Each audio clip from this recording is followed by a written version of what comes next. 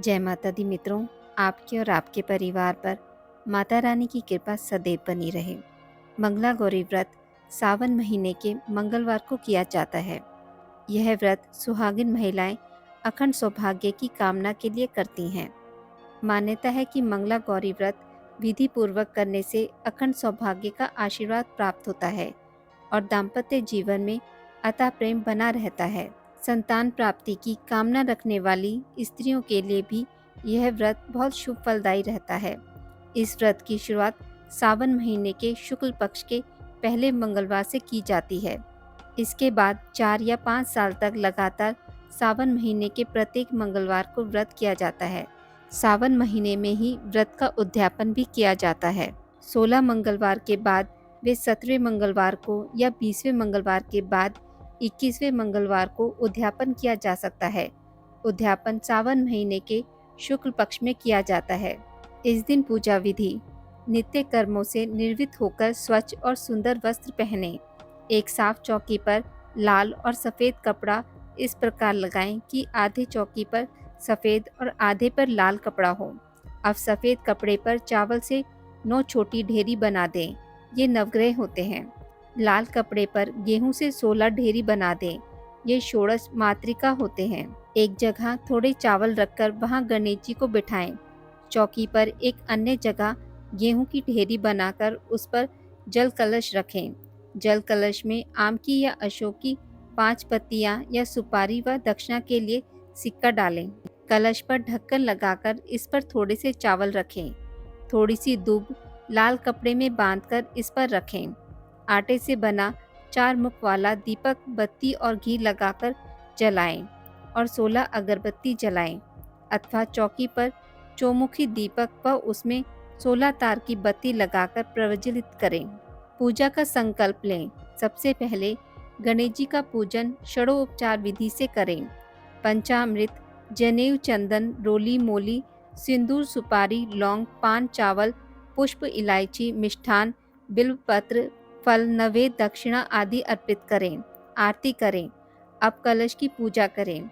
कलश पर सिंदूर और बिल्वपत्र न चढ़ाएं। नवग्रह का पूजन षडोपचार विधि से करें। पंचामृत, जनेऊ, चंदन, रोली मोली, सिंदूर, सुपारी, लौंग, पान, चावल, पुष्प, इलायची, मिष्ठान, बिल्वपत्र, फल, नवेद, दक्षिणा आदि अर्पित करें। आरती करें और षोडश मातृका का पूजन षडोपचार विधि से करें। पंचामृत, चंदन, रोली मोली, सिंदूर, सुपारी, लौंग, पान, चावल, पुष्प, इलायची, मिष्ठान, बिल्वपत्र, फल, नवेद, दक्षिणा आदि अर्पित करें। आरती करें। षोडश मातृका के पूजन में जनेऊ न चढ़ाएं। हल्दी, मेहंदी, सिंदूर चढ़ाएं। अब मां मंगला गौरी के पूजन की तैयारी करें। एक थाली में चकला रखें। चकले पर मिट्टी से मंगला गौरी बनाकर रखें। मां मंगला गौरी को जल, दूध, दही, घी, शहद, चीनी, पंचामृत से स्नान कराएं। माता को लाल वस्त्र, श्रृंगार और आभूषण पहनाएं। रोली, अक्षत, चंदन, सिंदूर, हल्दी, मेहंदी, काजल अर्पित करें। 16 पुष्प अर्पित करें। अब माला, आटे के लड्डू, फल, मेवा, धान, जीरा, धनिया, पान, सुपारी, लौंग, इलायची, चूड़ियाँ आदि सभी चीज़ें 16-16 चढ़ाएं। एक सुहाग पिटारी चढ़ाएं जिसमें लाल वस्त्र, श्रृंगार का सामान तथा दक्षिणा रखें। इसके बाद मंगला गौरी व्रत की कथा सुनें। इसके बाद 16 तार की बत्ती वाला दीपक और कपूर जलाकर आरती करें। परिक्रमा लगाएं। 16 आटे के लड्डू का बायना सासू माँ को देकर पैर छुएं और आशीर्वाद दें। फिर खाना खा लें। व्रत के दूसरे दिन बुधवार को देवी मंगला गौरी की प्रतिमा को नदी अथवा पोखर में विसर्जित किया जाता है।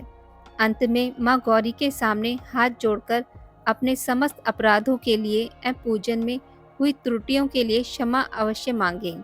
इस व्रत एवं पूजन के अनुष्ठान को परिवार की खुशी के लिए लगातार 5 वर्षों तक किया जाता है।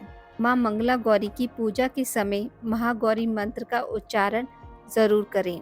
मंत्र इस प्रकार है। सर्व मंगल मांगले शिवे सर्वार्थ साधिके शरण्ये त्र्यंबके गौरी नारायणी नमोस्तुते। मंगला गौरी व्रत की कथा। पौराणिक कथा के अनुसार एक समय की बात है। एक शहर में धर्मपाल नाम का एक व्यापारी रहता था। उसकी पत्नी बहुत सुंदर थी और उसके पास धन संपत्ति की भी कोई कमी नहीं थी, लेकिन संतान न होने के कारण वे दोनों बहुत दुखी रहा करते थे।